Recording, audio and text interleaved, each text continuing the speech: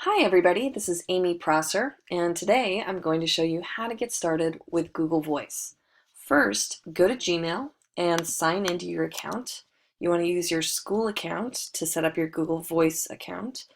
And remember, your school email is the same as your Outlook email. The difference is instead of .org at the end, it's going to be .school.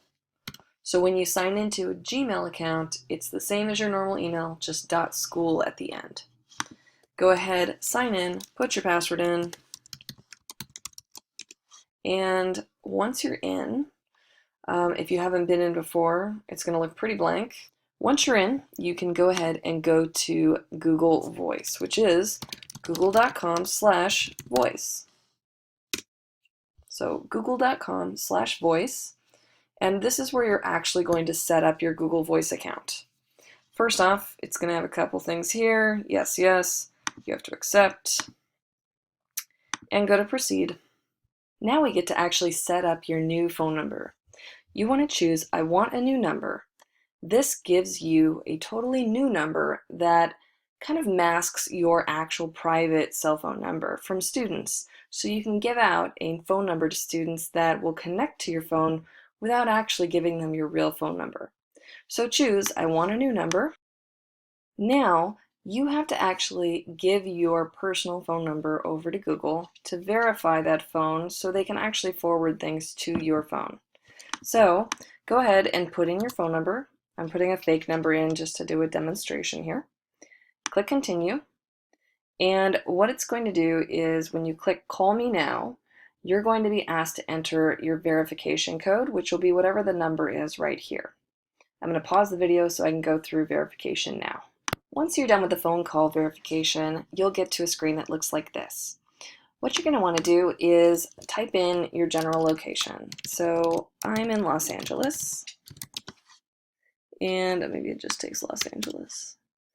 And what I can do is, using my city, I can find a phone number that is in my area, or I can even just go to the zip code. So maybe I want to maybe I want to go to the zip code for the school I'm at. Let's say I'm at 90001. I could look for a phone number close to my area. I'm just going to pick one for now and go to, and you can go through, well, there's not that many actually. I'll just pick the first one. Pick one you're happy with, go to continue, and that is going to set up as your new phone number. So now I've set up this phone number, and this is connected to my personal cell phone. Go to finish, and you're set up and ready to go. Now at this point, you can immediately start making phone calls and text messages to outside phone numbers. But it's always a good idea to take a look at your settings. So before you do anything, go up here to the gear and go to settings. Now once you're in settings, there are three main tabs you want to look at. First is phone. Under phones, you're going to see the two places that it is forwarding phone calls to. The first, Google Chat, basically means it will forward phone calls to your Gmail chat window.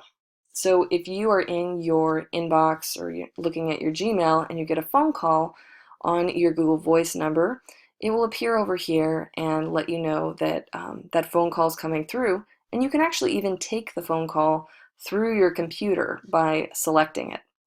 Now, the other option is to have it forward to your actual phone, which is what I would normally do. If you like to have that extra notification appear in the chat window in your inbox, feel free to leave both checked. That's totally fine. Next, voicemail and text. This is where you would add your voicemail greeting, your name, record those things, and then most importantly is where is it going to notify you when you get a voicemail. I like to know immediately, hey, if I've missed a phone call and I have a voicemail, I want to get an email, which is kind of nice. You know, if you're not looking at your phone and you miss a phone call, you might be on your email, and you can immediately get an email message that you missed a call and there's a voicemail. So I recommend leaving that checked. You can also forward text messages that you receive to your email, which is another great option. So if your phone's not right with you, but you're at your computer and you are on your email, you can immediately be receiving those messages and whether they're voicemail or text.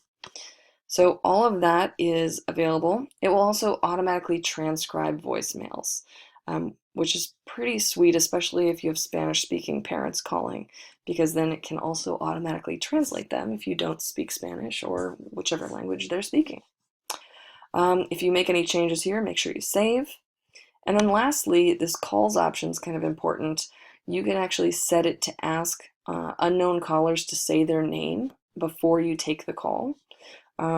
Or you can choose off and actually have it directly connect you. That's really personal preference.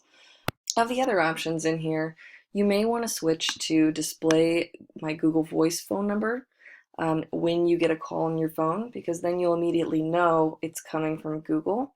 But it's also kind of nice to have callers' numbers if you have people programmed into your phone. So you may want to switch that. And lastly, I recommend checking send missed calls to my email. That will give you an additional notification that you've missed a phone call, just so you can immediately get back to that person, especially if your phone is not near you. Otherwise, once you're done with that, you've finished the settings that are important, and you can go right back to your inbox or voicemails to see all the key information about activity with your Google Voice number. Thanks for watching this video. This was Amy Prosser. Feel free to email me or leave comments under the video if you would like any further support. Have a great day!